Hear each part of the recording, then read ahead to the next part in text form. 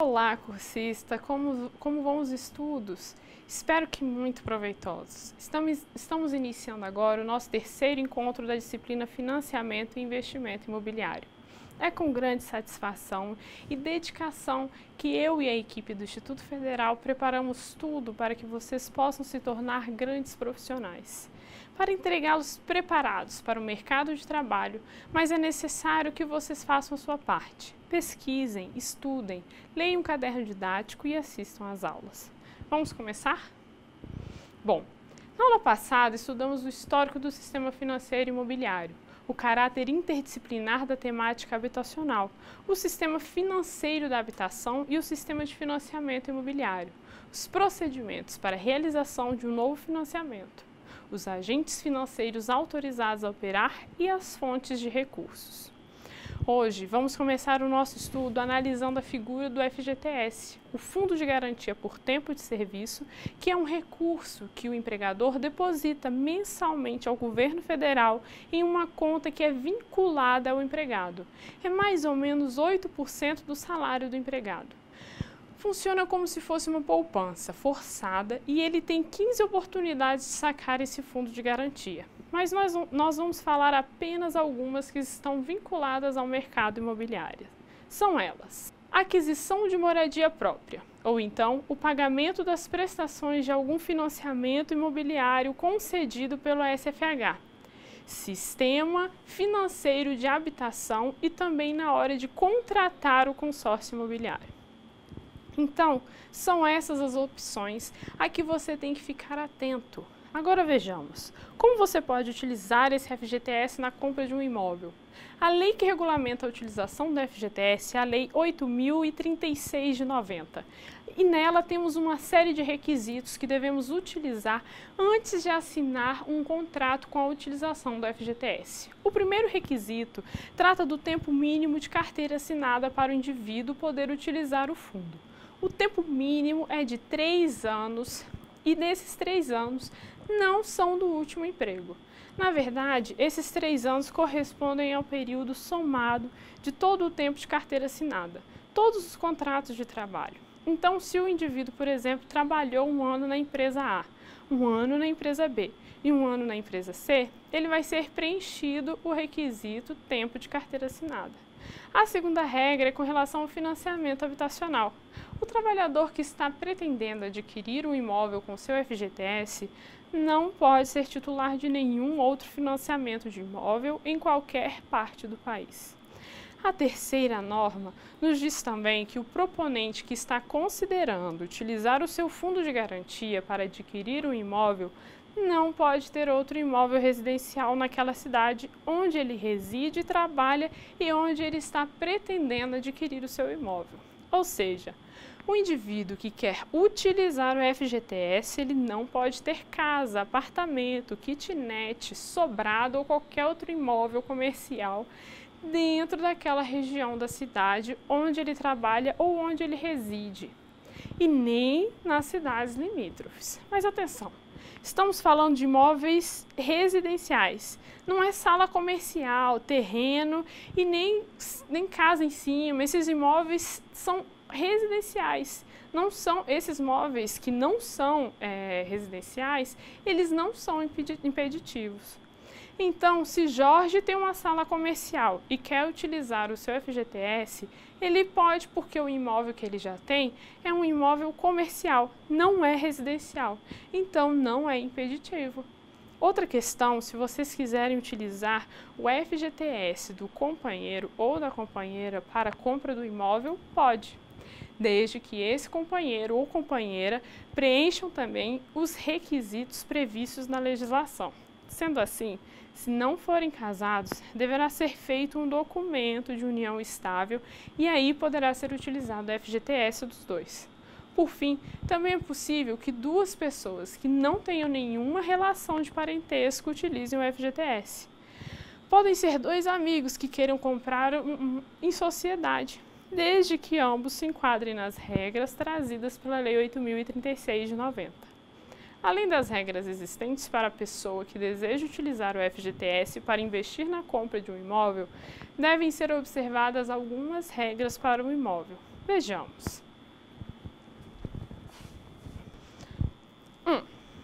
O valor da avaliação deve ser de até R$ 950 mil para os estados de Minas Gerais, Rio de Janeiro, São Paulo e Distrito Federal e de até R$ 800 mil para os demais estados.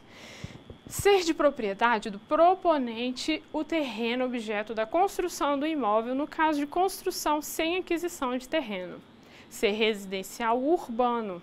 Destinar-se à moradia do titular. Apresentar na data de avaliação final plenas condições de habitabilidade e ausência de vícios de construção. Estar matriculado no registro imobiliário competente e sem registro de gravame que resulte em impedimento à sua comercialização.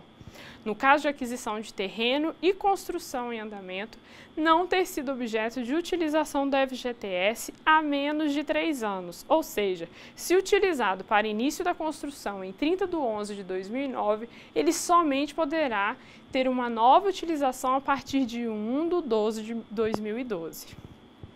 Aqui é importante lembrar que em 16 de fevereiro, o Conselho Monetário Nacional, no intuito de fomentar a nossa economia, estabeleceu um novo valor máximo de avaliação para a compra de imóvel residencial novo com o uso do saldo da conta do FGTS. O limite foi fixado em R$ 1,5 milhão e ele será aplicado apenas para contratos realizados entre 20 de fevereiro e 31 de dezembro de 2017, independentemente do estado da federação. Ou seja, se Juca quiser utilizar seu FGTS para adquirir um imóvel no ano de 2017, entre 20 de fevereiro e 31 de dezembro, ele poderá escolher um imóvel de até R$ 1,5 milhão em qualquer estado. Segundo o Ministério do Planejamento, esse novo valor de avaliação tem vigência temporária e é aplicável apenas para a aquisição de imóveis residenciais novos, valendo de forma uniforme para todas as regiões do país. No fim de 2017, o Conselho se reunirá novamente para definir se esse teto para a compra de imóveis com o uso do FGTS continuará em R$ 1,5 milhão. Apesar de se tratar de norma de vigência temporária, nada impede que esse valor seja mantido ou até mesmo elevado. Então vamos ficar de olho e nos manter atualizados. Fiquem atentos também ao fato de que o caderno didático de vocês tem alguns valores diferentes desses que eu apresentei agora. Isso porque esses valores estão sempre sendo modificados, atualizados, para se adequarem à realidade do mercado. O que eu trouxe na aula de hoje se refere ao ano de 2017. Então, em resumo, a gente pode perceber que não é possível utilizar o FGTS para imóvel comercial, reformar ou aumentar seu imóvel, comprar terrenos sem construção ao mesmo tempo, comprar material de construção, imóveis residenciais para familiares, dependentes ou outras pessoas.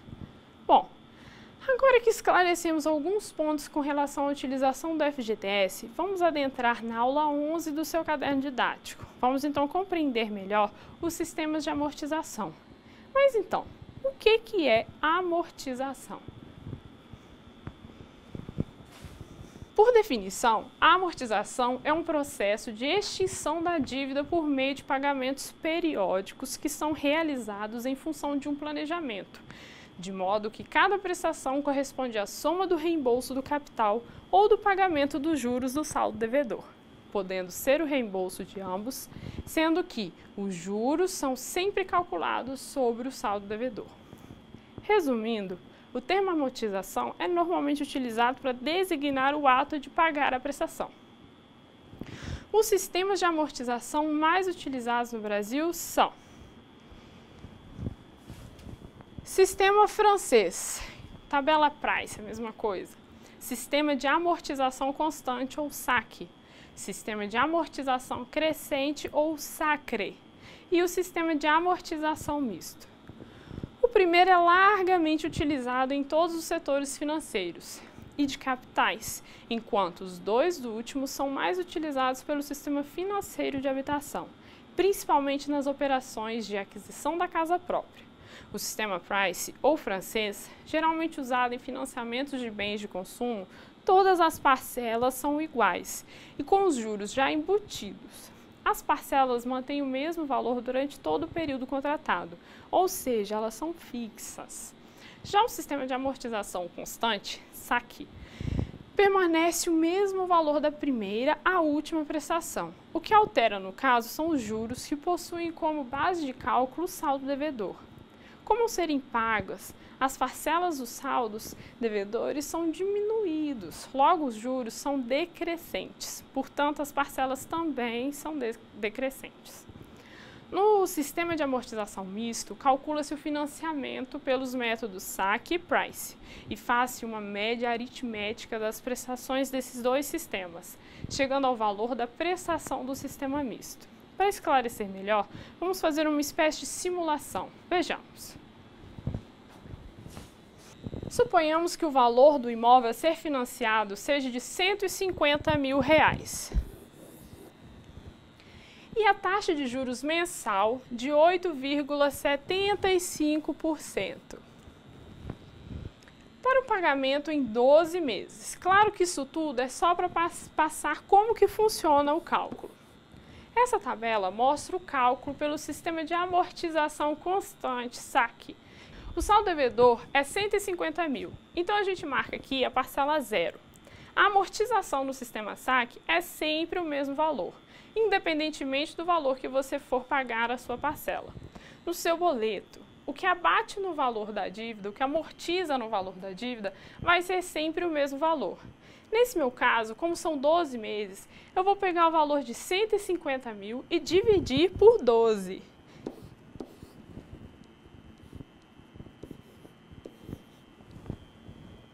Para poder ir abatendo a minha dívida. Então, feita a conta, daria o valor de R$ 12.500. Então, a gente só repete na tabela, na sequência. Então, a gente descobriu o valor que todo mês vai abater no montante total da dívida. Vocês estão vendo? De 150 vai para 137, que vai para 125 e assim sucessivamente, até a quitação. Feito isso, vamos entender os juros. A taxa de juros aqui, no nosso exemplo, é de 8,75% ao mês. Como que eu descubro esse valor? Eu sempre pego o valor da dívida do mês anterior e eu multiplico pelo percentual de juros do mês. Então, o mês anterior aqui era 150 mil, multiplicado por 8,75%, eu tenho o valor de R$ 13.125. E assim sucessivamente. Vocês vão ver que os juros vão só diminuindo. Por que isso? Porque eu sempre multiplico pelo montante restante da dívida. Se ela vai diminuindo, consequentemente, meus juros vão diminuindo. Então, feito esse cálculo sucessivamente, nós vamos descobrir o valor da minha parcela. Aquele valor que vem no boleto.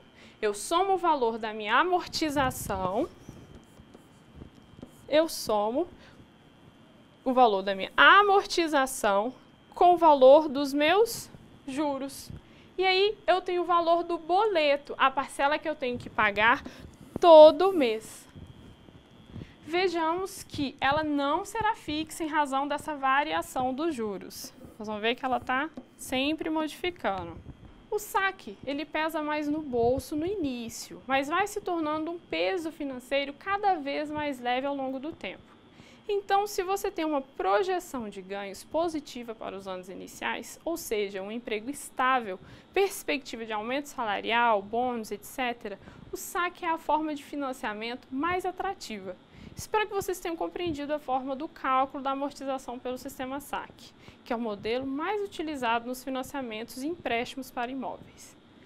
Já o sistema Price, apesar de poder ser utilizado para financiamento de imóveis, ele é mais comum para amortização de veículos. Por esse motivo, não vamos adentrar tanto, uma vez que nosso tempo é curto e ainda temos muito para ver na aula de hoje. A tabela Price, ela utiliza como amortização parcelas de valor fixo durante todo o período do empréstimo financeiro. Quem optar pelo Price tem que planejar quitar o financiamento mais rapidamente, porque o montante de juros pagos é consideravelmente maior do que pelo SAC ou SACRE. Não deve ser uma opção para quem tem planos de deixar o financiamento ou empréstimo sendo pago por um período mais longo. Já o sistema SACRE mistura o sistema de amortização constante com a tabela Price com a tabela Price. As prestações terão um valor crescente inicialmente, diminuindo ao longo do tempo. As amortizações terão um valor cada vez maior ao longo do período em que o valor é financiado ou emprestado, e os juros são cada vez menores. O cálculo do SACRE se repete a cada 12 meses, reduzindo os juros do montante que já foi amortizado. Vejamos um exemplo. Como exemplo, vamos supor o financiamento de um imóvel no valor de 120 mil. A entrada é de R$20 mil com prazo de financiamento de 24 parcelas e juros de 10,6% ao ano, o que dá uma taxa de 0,88,3% ao mês. Para o cálculo da amortização, nós utilizamos o principal e dividimos por 24, que é o número de meses, e teremos o valor de R$ 4.166,67. O principal é 100 mil, porque o devedor deu uma entrada de 20 mil no nosso caso. Então, o principal no nosso financiamento são 100 mil. Nos juros, nós multiplicamos a taxa de 0,883% por 100 mil, que é o principal. Então, a parcela será o resultado da soma entre a amortização e os juros, ou seja, R$ 4.166,67, mais R$ 883, o que dá R$ 5.049,67. Então, podemos perceber que a amortização pelo SACRE se mantém constante nos 12 primeiros meses. A diferença está no fato de que as 12 primeiras parcelas pelo SACRE terão um valor de R$ 5.049,67. Para as próximas 12 parcelas, o cálculo é repetido, só que sobre o saldo devedor, o que restou depois do pagamento dos 12 primeiros meses.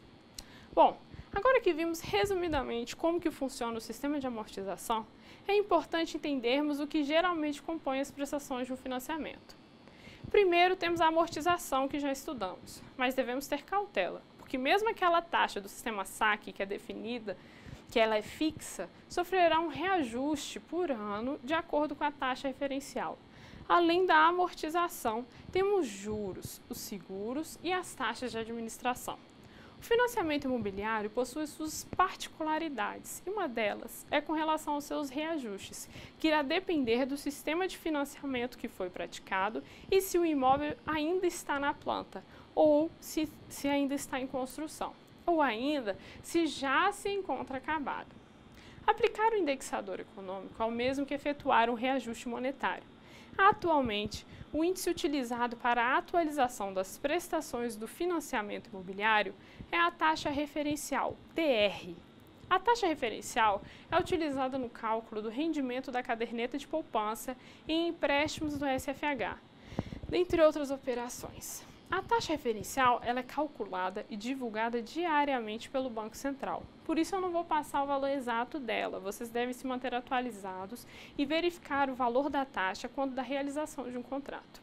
Essa é, na verdade, uma das menores taxas utilizadas, o que favorece quem está entrando em um financiamento. O INCC ou o CUB são indexadores para reajustar o valor das prestações de imóveis que ainda não foram construídos, que estão na planta. Vamos então explicar melhor o INCC, que na prática é o mais utilizado.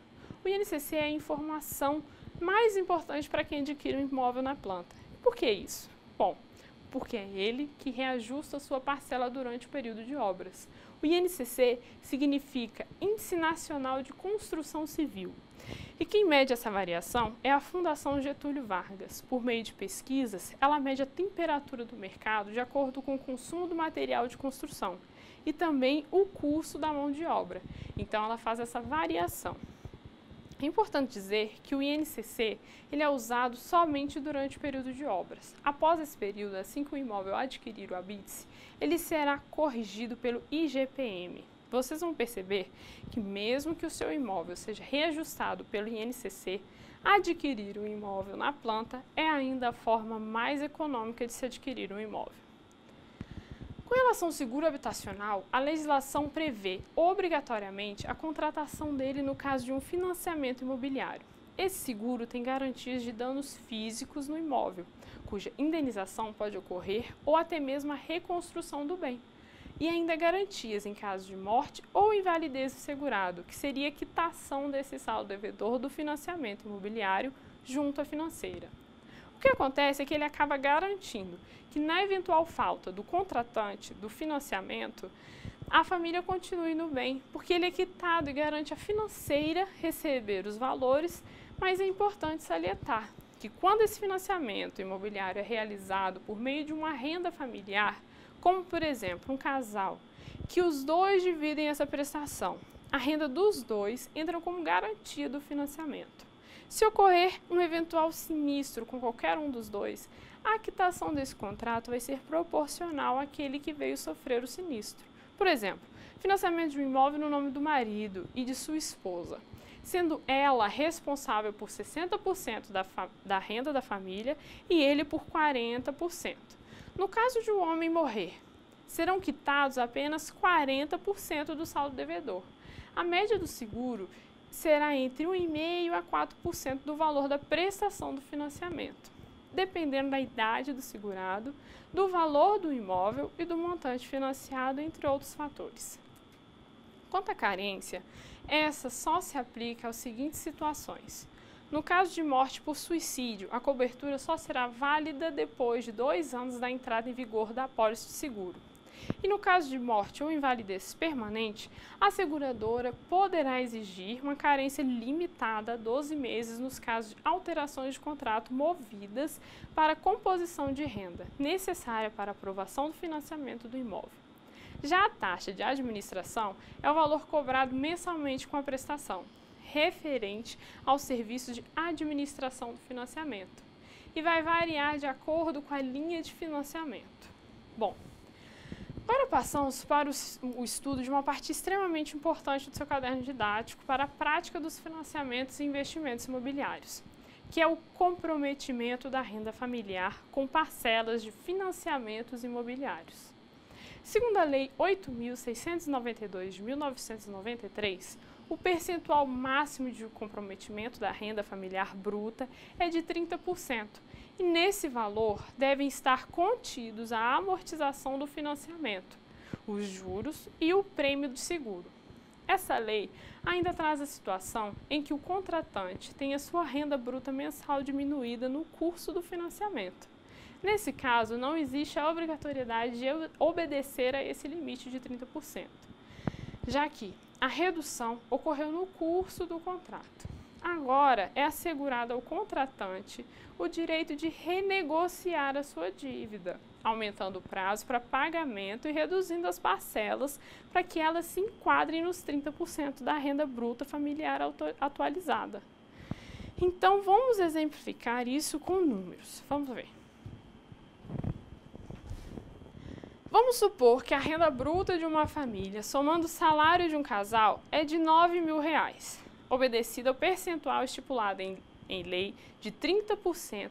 Para obter o valor máximo do comprometimento da renda, nós teremos que multiplicar o valor total da renda, que é 9.000, por 30, que é o percentual máximo. Assim, nós teremos o valor máximo da parcela do financiamento. Lembrando que nesse valor estão contidos a amortização do financiamento, os juros e o prêmio de seguro. É importante deixar claro que o trabalhador informal também tem direito ao financiamento imobiliário, mesmo diante da dificuldade de comprovar a sua renda, mas será preciso reunir uma série de documentos. Para esses casos, não existe uma lista específica de documentos, mas para comprovar a renda podem ser apresentados os extratos bancários dos últimos 6 meses. Contas da casa, como de água, luz, carnês quitados podem ajudar o banco a fazer o perfil de consumo do candidato ao financiamento. A declaração do imposto de renda e outros documentos que o interessado que for contratar o financiamento tiver em casa que ajudem a comprovar a sua renda. Bom, hoje então nós estudamos o Fundo de Garantia por Tempo de Serviço, FGTS, e a sua utilização na compra de imóveis, os sistemas de amortização e como que é realizado o seu cálculo, como que é formada a parcela de financiamento, a amortização, juros, seguro habitacional e taxa de administração. dos indexadores, dos saldos devedores e o cálculo do comprometimento da renda formal e informal. E com isso, encerramos os assuntos da nossa terceira aula. Eu espero que vocês tenham gostado e tenham aprendido bastante sobre esses temas de grande importância para vocês. Lembrem-se de acessar a sala virtual e participar dos fóruns. E não se esqueçam dos estudos da apostila. Por enquanto é só, bons estudos e até a próxima aula, pessoal!